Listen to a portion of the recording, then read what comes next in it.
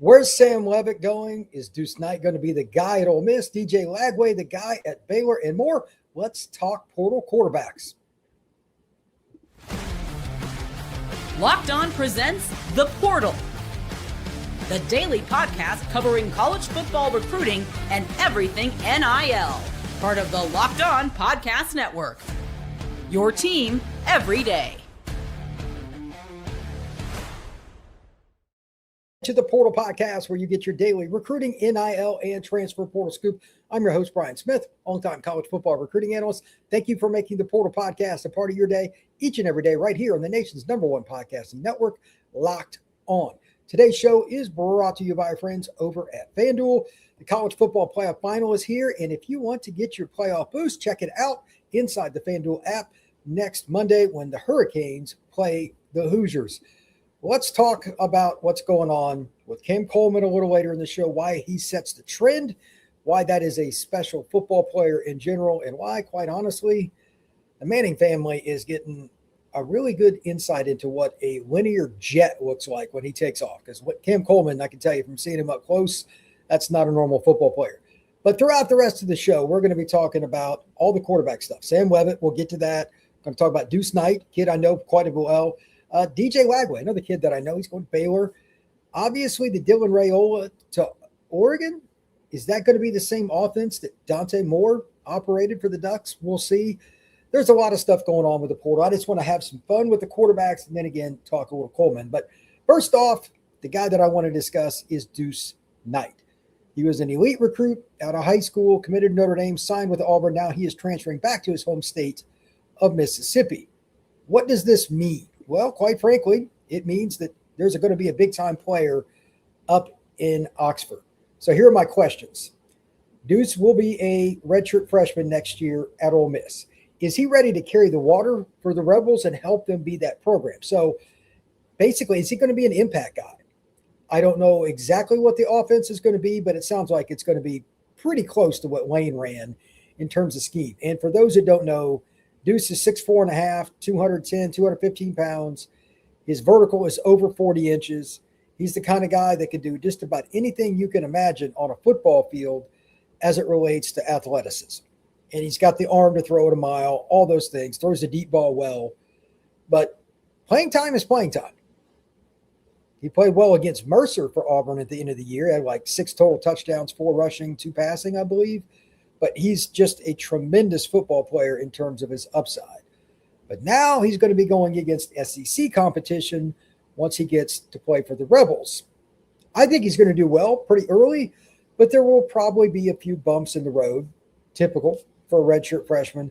But I think that will take care of itself pretty quick because he can do something wrong and score a touchdown. He has those kind of skills. Now, speaking of skills, leadership. Deuce is a quiet guy, really easy to get along with, but pretty quiet.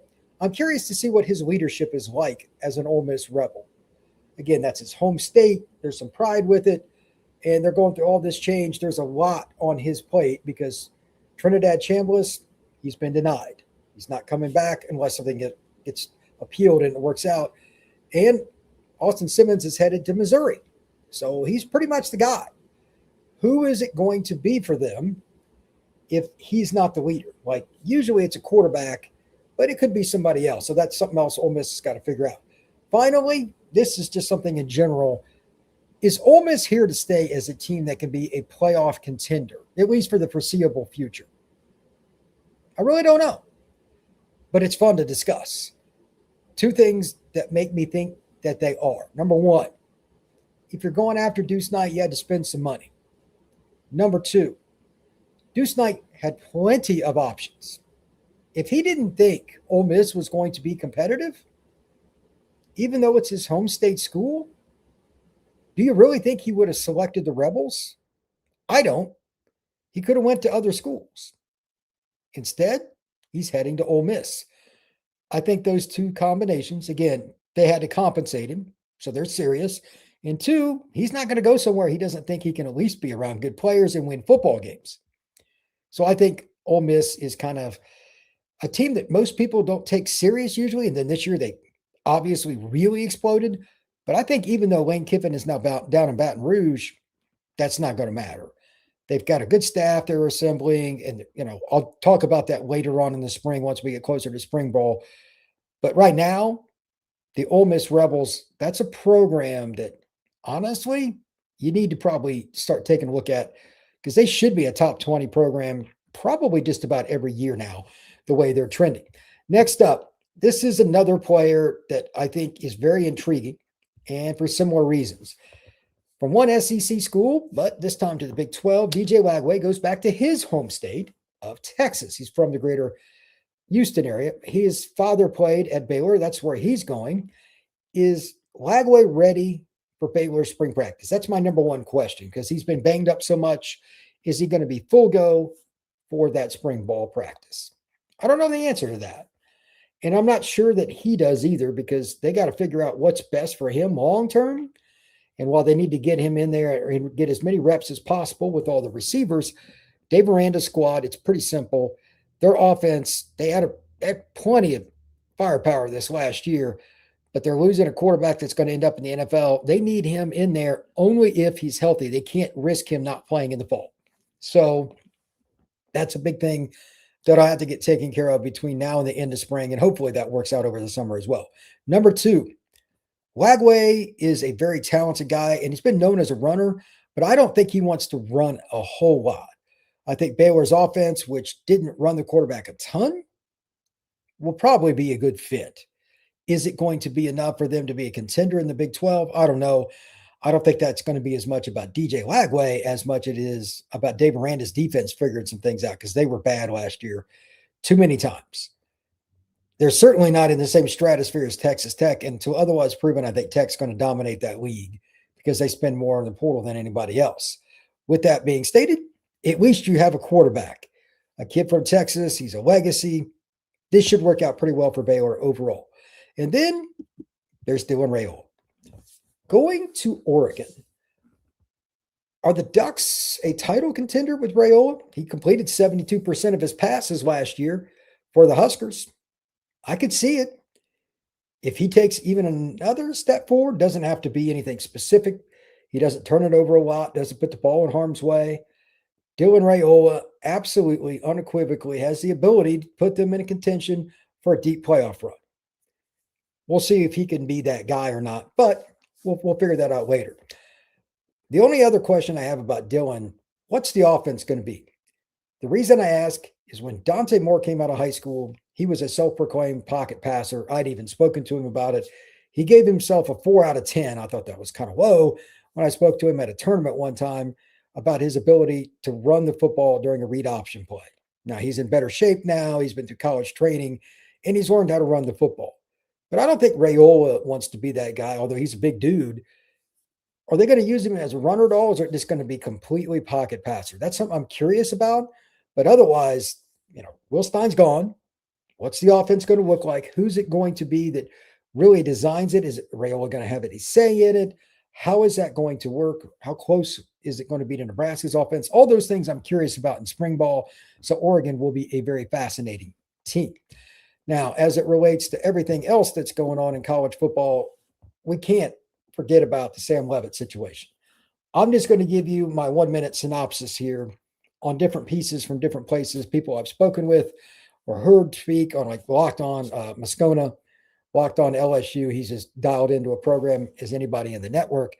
He thinks LSU still has a shot there, but I don't think after the whole snafu with the Damon Williams situation that it's going to work out for LSU. I think it's more Tennessee or Miami. That's my guess based on the vibe of what Matt said.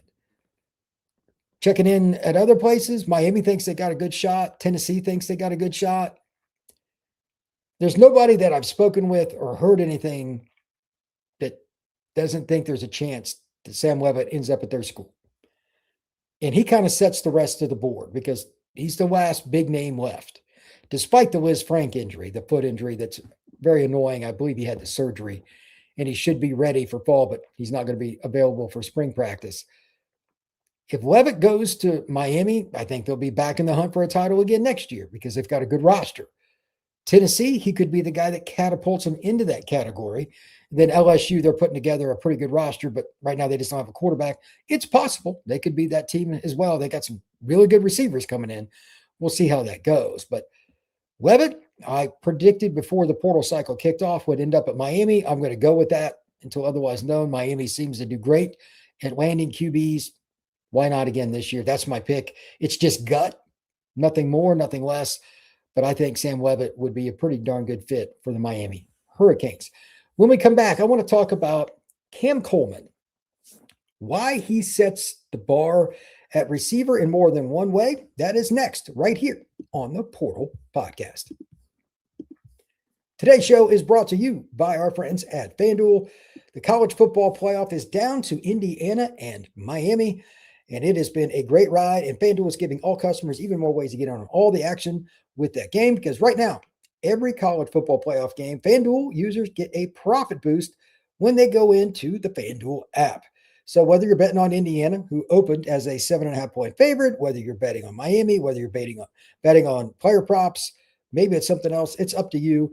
All you have to do is check out the FanDuel app this next Monday to watch the game, and you'll check it out and get a player boost.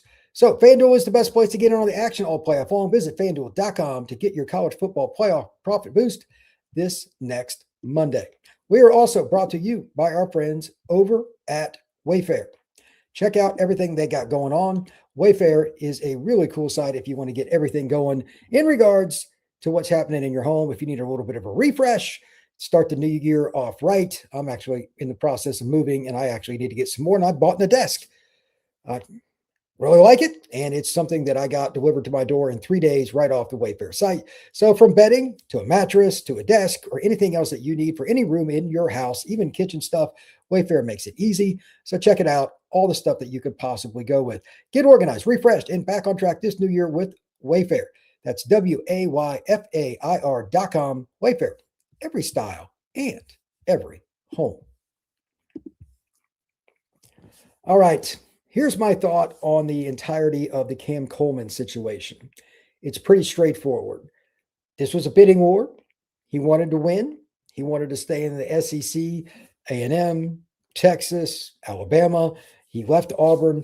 But what is he doing in terms of A, setting the market, and B, what does this mean for Peyton Manning's crew of Manning followers and everything with his brother Eli, Arch, all them? They've got everything in that family going their direction. Now they get Cam Coleman, by the way. That's just amazing. And for the Horns, you've got a really good roster. I have a feeling there's going to be a couple more big ones coming. They got Hollywood Smothers. They also flipped him from Bama. Like, the Manning family should be pretty happy adding Cam on this. Now my question is, will they get one more player, whether it's a left tackle or something else, because that's pretty good. But here's the thing about the trend. It was reported, for whatever it's worth, I don't know what the final numbers were, the Cam was getting $4 million from Texas. That's a lot of money for a wide receiver. Now, he's a special player. I understand that. He could be the boundary, he could be the flanker, whatever you want. But $4 million for a receiver is pretty top end.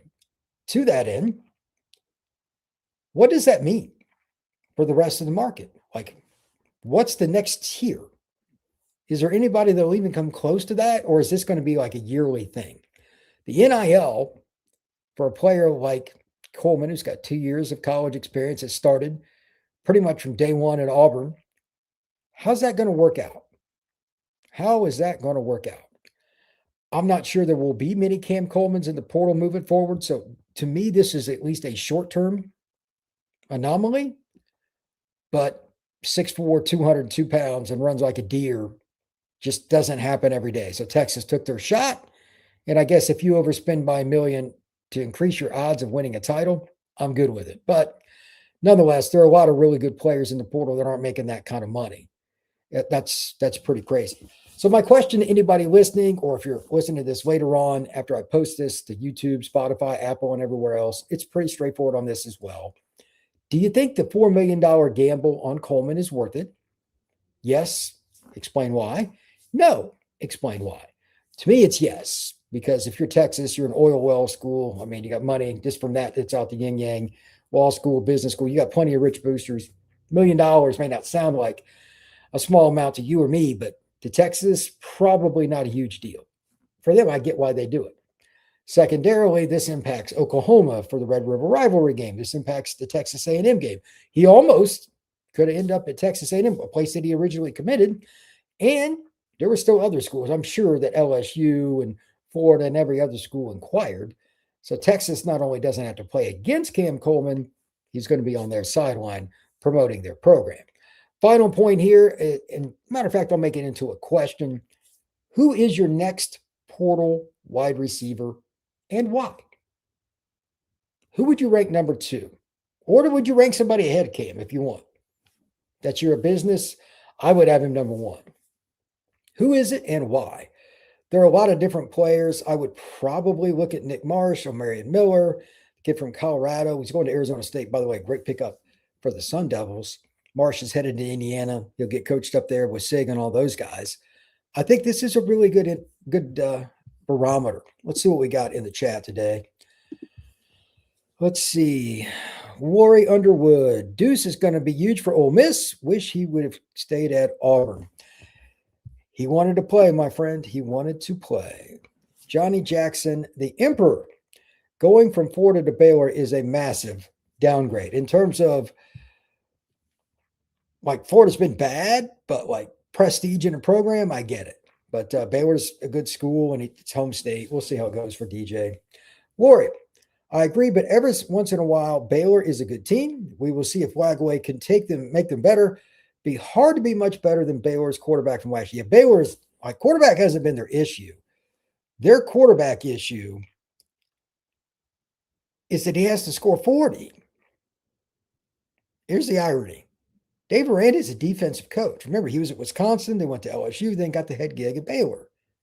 When is he going to win with defense? That's something I want to know. Oh, Leavitt committed to LSU. Did that just happen?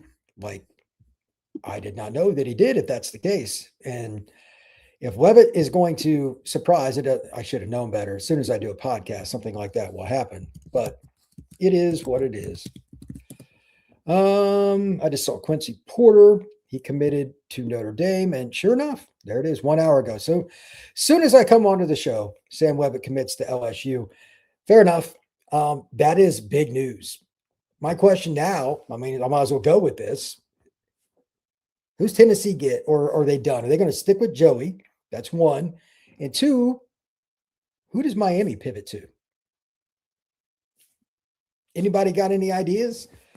I think that Miami, they've got Emory, but he didn't do well in the bowl game last year. Then they went out and they get a portal quarterback. I haven't heard anything about Emory Williams all season long. But who's left for Miami? If it is truly done deal and he's not just committed, by the way, you can switch just because you commit in the portal doesn't mean it's done deal. It's paperwork, the whole 9 yards. Is it done? I'm just saying, because there's been so much change with this stuff. Yeah, and by the way, I'm looking at it. It is true. Leavitt committed to LSU. Thank you for that, Graham Kelly. I appreciate it, sir.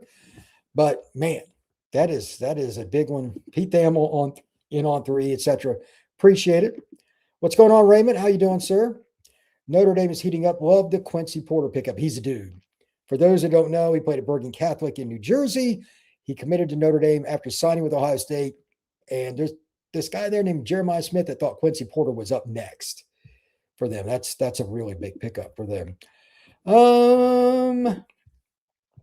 Wasn't long ago, but yep, Leavitt committed to LSU. Yeah, I just got done with another podcast and I haven't even looked in the last half hour or so. So I got burned on that one.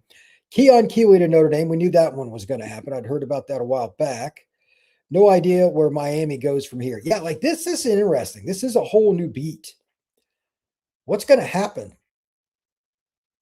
I'm trying to think. Matter of fact, let me see if I can pull it up here. This is bad radio to do this now, but let's see what the portal quarterbacks are. This is really going to be interesting. I'll pull it up on my screen here because this is wild. Like they haven't even updated it on 24/7 yet, but I'll share my screen for those of you that are watching. If you're listening to this later on, I'll go through the list, but this is good stuff right here.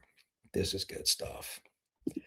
All right. So Sam Leavitt, again, they've got him still listed. Right. If you look at the screen, they don't have him as pledged to LSU yet. That's pretty wild. But he is now committed to the LSU Tigers. Brendan Sorsby, Cincinnati to Texas Tech. Let's just run down the list. Drew Mestemaker, he's going from North Texas, led the nation in passing just over 4,100 yards. He's at Oklahoma State. Lagway, Florida to Baylor. Raiola, Nebraska to Oregon. Yusan Longstreet, he wants to play next year. Some people thought he was going to end up at LSU, but he wants to play next year. That's just not going to happen with Leavitt now headed to LSU. Deuce Knight is going to Ole Miss. We're going to come back to the Longstreet thing in a second. Byron Brown, this kid is so good. 3,000 passing, 1,000 rushing last year for USF. He is headed to Auburn. He's following his coach, Mr. Golish. Iowa State gets Rocco Beck. Great guy. Good luck to Rocco. Iowa State to Penn State. TCU, Josh Hoover going to Indiana. Now let's look down the list. Like, where are we going to have to get to before there's another guy that's not committed or whatever? Ethan Grunkemeier's like projected Virginia Tech. Bo Prabula, he does not fit Miami's offense, but he's available. This is interesting for Miami. Like, who are they going to get? Like, I wonder how many of these deals, by the way, just because you're committed doesn't mean that it's done deal. You have to be able to. Jaden Craig's going to TCU. He's the kid from Harvard. That's a great story. Anthony Calandria is going to Nebraska. Chromahawk's going to USF. AJ Hill, he's going to Arkansas. Jake Merklinger, he's not that great. UCF, Taven Jackson. I mean, what is Miami going to do? This is wild. Like, when it came to Tennessee, they already had an option. Their guy, I think he led the SEC Aguilar in passing or close to it. But they were still shopping because they're trying to improve the roster. Okay. Miami, now, is it going to be a younger guy? Is it Emory Williams? Is it Luke Nickel? Is it Darian Coleman that's coming in? I don't know what's going to happen there with Miami. I honestly don't. This is new to me, so this ought to be pretty wild. I don't know. It's really wild. This is a great question. Do they go after Yusan? Yusan Longstreet, for those who don't know, he is one of the strongest arms I've seen in a long time. I saw him last year. Or was it, would have been 2 summers ago at a 7-on tournament. His arm strength is insane. He's built like an MMA fighter, like shredded. But he threw everything 100 mile an hour, no, 20 yards or 5 yards. I'm like, okay, he needs to learn layering. He needs to learn touch. He needs to learn level 1, level 2, level 3 ball, all that stuff. But the physical skill is there. I just don't think he's ready to be on a team that's competing for a title next year. He needs another year to watch, but he wants to play. I have no idea where he's going to go. I don't really know him. I've just been around him, but that's pretty wild. Let's see. There's a lot of Notre Dame stuff going on here. I'm hoping we get either the Bama D tackle or Breru, depending on which one goes to Ohio State. For those who don't know, James Smith and Breru are both kids that are very, very talented. Smith was at Bama this past year. Breru was at Pittsburgh. Sal Try 4997. Notre Dame and Ohio State have had rookie quarterbacks that went pretty far. Miami can do the same. Yeah. With Emory Williams and backups, which are really good. I agree. I don't think you this is just something general. I'm not using this because Miami is the discussion point right now. You don't have to have a 1st or 2nd round pick at quarterback to get to the Final Four of the playoffs. You need a guy that fits your system, does really well, and has all the nuances that are necessary on 3rd downs, decision-making, getting guys in and out of the right play, adjusting things quickly, leadership, off the field leadership, all those things play a factor too. They are a package deal. Who are we talking about? 2 Bama guys. Oh, okay. The 2 Bama guys were a package deal, I thought. The other one's Quay Russaw. If I remember right, Keon Keeley, I believe, committed to Notre Dame too. But in a nutshell, there's still going to be a lot of news. I'm just going to throw this out. Monday of next week, the day that, ironically, the national title game takes place between the Canes and the Hoosiers, that'll be maybe the biggest portal day, because by that point, the entire weekend is over. All the agents and everything, they're going to try to get news out because it's a Monday. It's a big news day.